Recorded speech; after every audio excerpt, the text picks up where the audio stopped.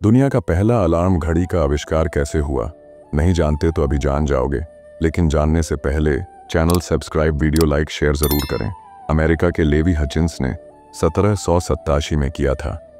क्योंकि हचिंस को उठकर 4 बजे काम पर जाना होता था, वो नींद में सोते ही रहते थे और काम पर नहीं जा पाते थे। इसी परेशानी को दूर करने के लिए अलार्म घड़ी का आविष्कार किया। ये घड़ी सुबह सुबह 4 बजे बजती थी। बाद में फ्रांस के एंटोनी रेडियर ने ऐसी अलार्म घड़ी बनाई जिसमें आप अपना मनचाहा समय सेट कर सकते थे। सोचिए, अगर आज भी घड़ी सिर्फ 4 बजे बजती तो कितना मुश्किल हो जाता।